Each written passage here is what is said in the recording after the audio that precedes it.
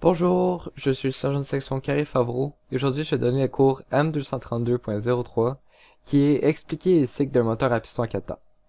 L'objectif du cours c'est qu'à la fin, vous soyez capable d'expliquer les cycles du moteur à piston à 4 temps. Ce cours-ci est important parce que le cycle du moteur à piston à 4 temps, c'est une connaissance fondamentale sur le fonctionnement des aéronefs. Pour le premier point de l'enseignement, je vais vous présenter les 4 parties du cycle. Les pièces d'un moteur fonctionnent ensemble d'un cycle pour faire tourner l'hélice d'un aéronef. Dans la plupart des moteurs d'aéronefs, ce cycle comprend 4 étapes distinctes qui s'appellent des courses. L'admission aspire le carburant et l'air dans le cylindre.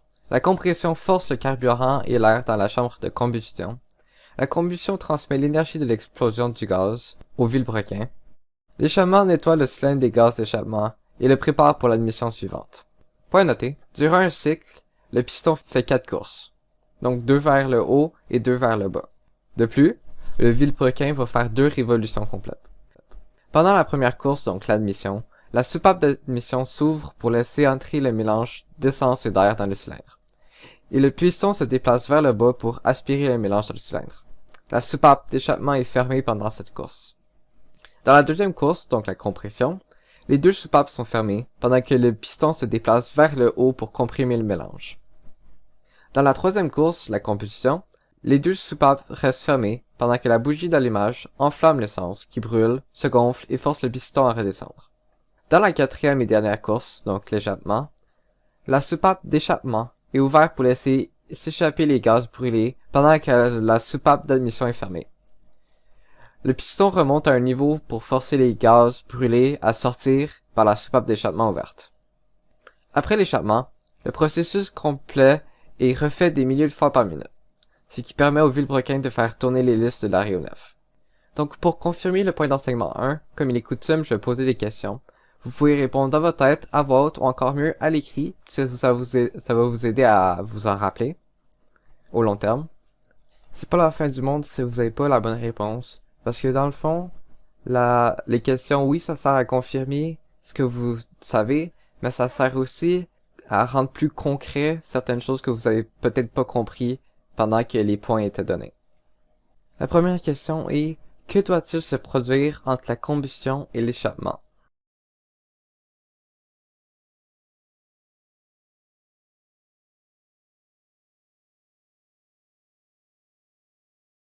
Deuxième question. Que doit-il se produire avant que la combustion puisse avoir lieu?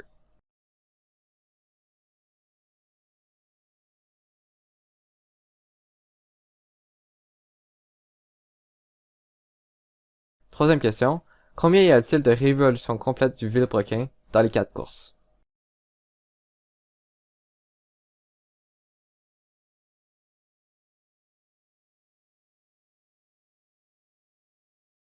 La réponse à la première question, qui était qu'est-ce qui se produit entre la combustion et l'échappement, la réponse recherchée était que la soupape d'échappement doit s'ouvrir entre les 2 courses.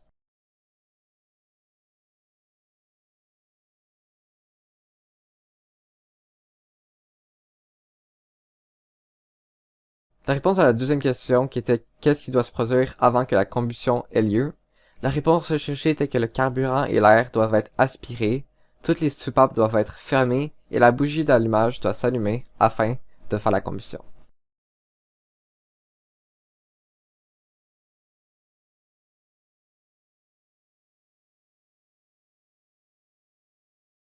La troisième question était combien y a-t-il de révolutions complètes du vilebrequin dans les 4 courses. Donc la réponse à la question 3, c'était que le vilebrequin effectue 2 révolutions complètes.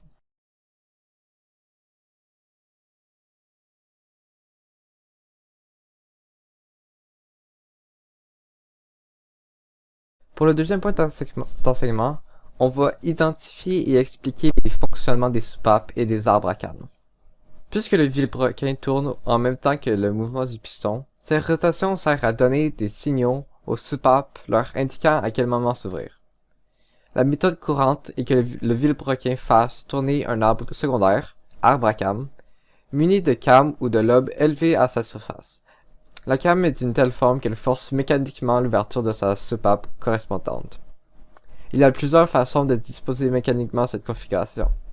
mais il faut toujours que ce soit effectué exactement à la bonne position au bon moment.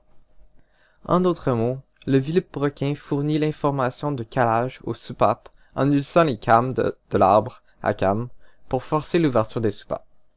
L'arbre à cames est généralement relié au vilebrequin par des pignons. Pour les questions du point d'enseignement 2, c'est comme le point d'enseignement 1. Vous pouvez répondre dans votre tête, à voix haute ou encore mieux à l'écrit.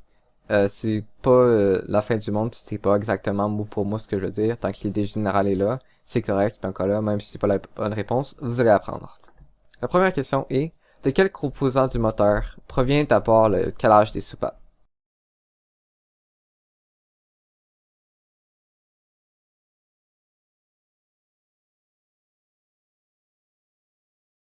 La question 2 est, qu'est-ce qui force l'ouverture des soupapes à la bonne position au bon moment?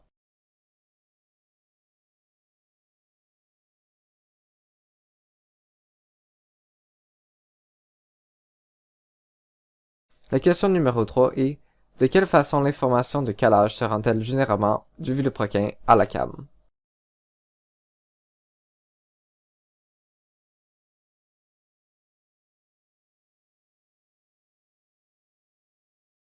La question 1 était, de quel composant du moteur provient d'abord le calage des soupapes? La réponse recherchée est que le calage des soupapes provient d'abord du vilebrequin.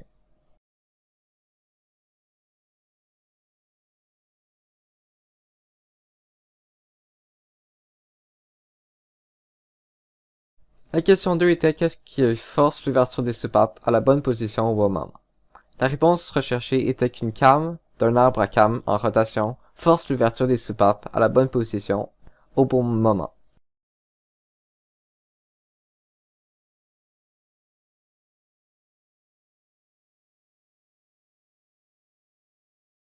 La question 3 était de quelle façon l'information de calage se rend-elle généralement du vilebrequin à la came?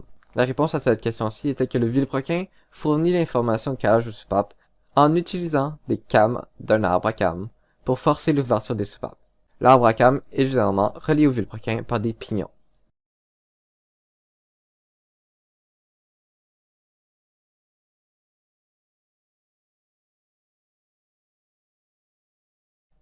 Pour le troisième point d'enseignement, je vais expliquer le calage de la distribution de l'étincelle d'allumage électrique. Un brûlage efficace et complet prend du temps. Bien qu'une explosion comme celle qui se produit dans le cylindre d'un moteur à piston semble se produire instantanément, un certain temps est tout de même requis. Le moteur tourne très vite, des milliers de révolutions par minute, alors le délai est très court.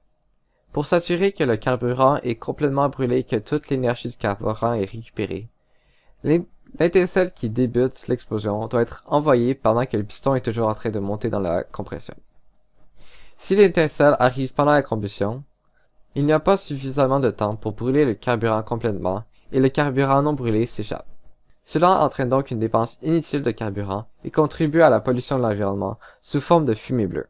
Par conséquent, le calage du signal électrique de la bougie d'allumage doit être exact. Quelque chose à noter est que les bougies d'allumage de chaque cylindre doivent recevoir le signal électrique pendant que les pistons montent et avant la fin de la compression. Le calage de la distribution de l'étincelle provient également du vilebrequin, par l'entremise du système de pignon qui fournit un calage brut ou approximatif. La précision est tellement importante qu'un technicien mesure généralement le calage de l'étincelle avec des outils électroniques pour assurer la précision pendant les mises au point du moteur. Pour les questions du point d'enseignement 3, c'est la même chose que les deux premières. La première question est pourquoi l'étincelle était-elle envoyée au cylindre tôt pendant la compression?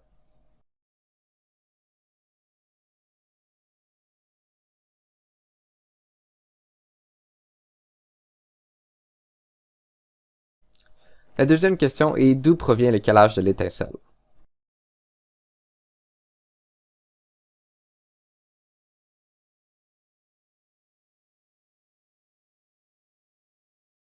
La troisième question est combien de révolutions par minute un moteur en marche fait-il?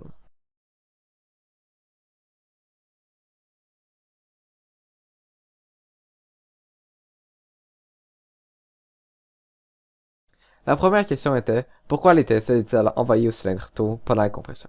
La réponse recherchée était que l'étincelle est envoyée tôt car le brûlage complet du carburant prend du temps.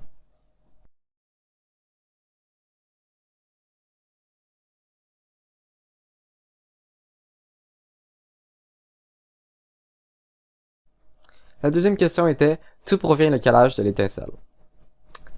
La réponse anticipée était que le calage de l'étincelle provient du vilebrequin.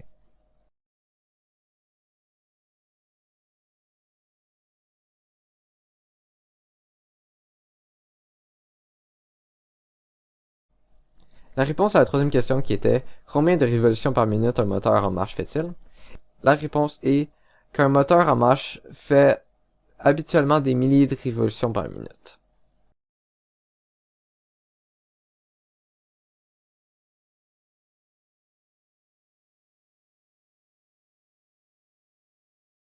Pour le point d'enseignement 4, je vais expliquer que toutes les étapes de fonctionnement du moteur doivent se produire précisément en ordre. Chaque étape de fonctionnement du moteur doit se produire au bon moment. Plus qu'une étape de fonctionnement doit se produire simultanément. Par exemple, l'étincelle doit être envoyée au cylindre pendant que les deux soupapes sont fermées. Une étincelle envoyée à un cylindre chargé lorsqu'une soupape est ouverte causera un retour de flamme. La combustion sera perdue et la soupape sera brûlée ou même brisée. Le fonctionnement d'un moteur doit se produire de la façon suivante. Le mélange d'air et de carburant doit être disponible pour tous les cylindres en même temps dans un moteur à plusieurs cylindres. 2. L'admission du piston doit se produire lorsque la soupape d'admission est ouverte et la soupape d'échappement est fermée. 3. La compression du piston doit se produire lorsque les deux soupapes sont fermées. 4. Les signaux électriques doivent être envoyés aux bougies d'allumage juste avant que le piston complète sa combustion, lorsque les deux soupapes sont fermées. 5. La combustion du piston doit se produire lorsque les deux soupapes sont fermées. 6. L'échappement du piston doit se produire lorsque la soupape d'échappement est ouverte et la soupape d'admission est fermée. Finalement, la septième étape est que l'arbre à cam doit forcer l'ouverture et la fermeture de chaque soupape au bon moment. Pour un bon fonctionnement, le calage des soupapes et de l'étincelle doit être précis pour tous les cylindres et adapté à ce cylindre-là. Les questions du point d'enseignement 4, c'est comme les trois autres fois. Ça sert à vous aider à apprendre, pas pour juger si vous avez compris. La première question est « Pendant quelle course les deux soupapes sont-elles fermées ?»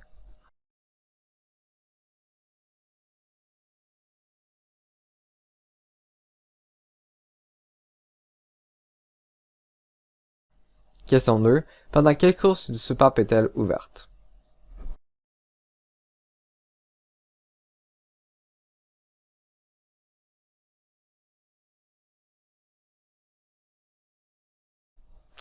Question 3.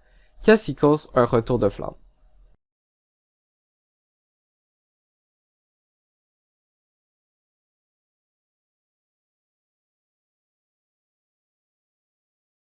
La réponse à la question 1 qui demandait pour quelle course les deux soupapes sont-elles fermées? Les deux soupapes sont fermées pendant la compression et la combustion.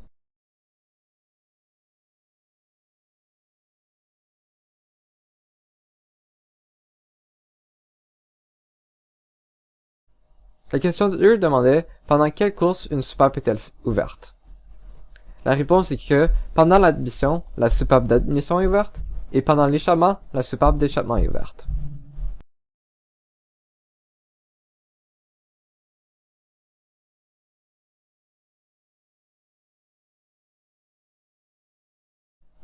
La troisième question était qu'est-ce qui cause un retour de flamme? La réponse attendue était qu'un retour de flamme est causé par une étincelle envoyée à un cylindre chargé lorsqu'une soupape est ouverte.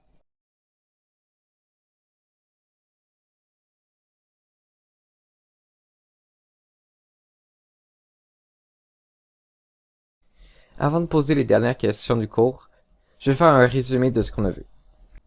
Le cycle d'un moteur à piston à 4 temps consiste de 4 courses. L'admission, la compression, la combustion et l'échappement. L'admission, c'est quand la soupape d'admission est ouverte et laisse rentrer l'air et le carburant. La compression, c'est quand la soupape d'admission se ferme pour que les deux soient fermés et que le piston va monter pour compresser l'air et l'essence ensemble. Donc la troisième course, c'est la combustion. L'étincelle va débuter la combustion lorsque le piston finit sa compression pour que la combustion ait assez de temps pour brûler efficacement. Par la suite, la combustion va pousser le piston vers le bas, le vilebrequin va continuer sa révolution et va remonter. À ce moment-là, la soupape d'échappement va s'ouvrir pour laisser ce qui reste, sortir. Et après, le circuit se recommence. Lorsque le piston va descendre, la soupape d'échappement va se fermer et la soupape d'admission va s'ouvrir pour laisser rentrer d'autres air et combustible.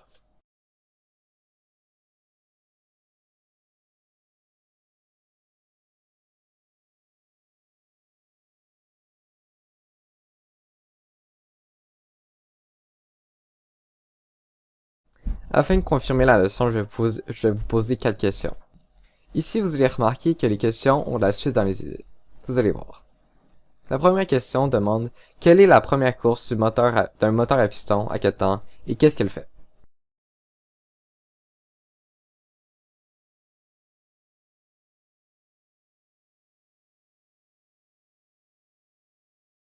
La deuxième question est quelle est la deuxième course du moteur à piston à 4 temps et qu'est-ce qu'elle fait?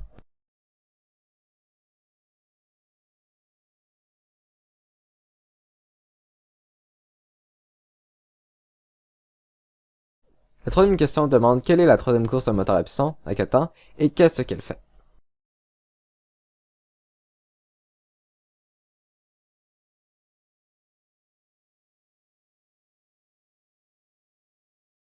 La quatrième et dernière question demande qu'est-ce que la quatrième course d'un moteur à piston à 4 temps et qu'est-ce qu'elle fait?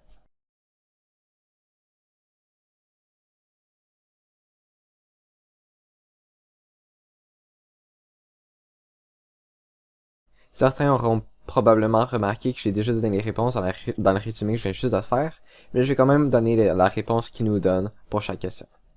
Donc, qu'est-ce que la première course du moteur à piston et qu'est-ce qu'elle fait? La première course, c'est l'admission qui aspire le carburant et l'air dans le cylindre.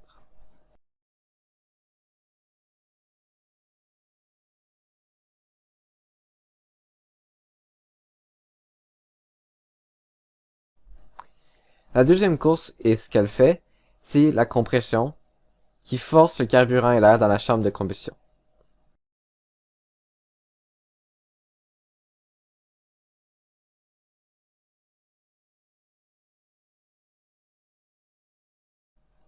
La troisième course, et qu'est-ce qu'elle fait?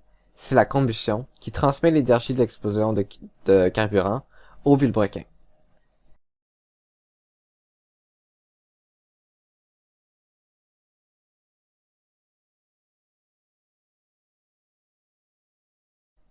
La quatrième course du moteur à piston 4 ans, et qu'est-ce qu'elle fait? Eh bien, c'est l'échappement qui nettoie le cylindre des gaz d'échappement et le prépare pour la course d'admission suivante.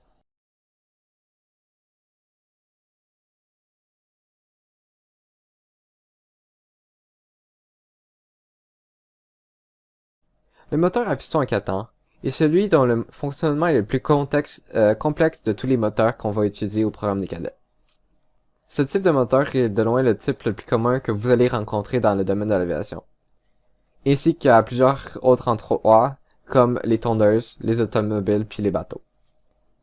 Ceci apporte la conclusion à mon cours. J'espère que vous avez apprécié, que vous avez appris certaines choses. Si vous avez des questions ou des commentaires, n'hésitez pas à me contacter, ça va me faire un plaisir de vous répondre.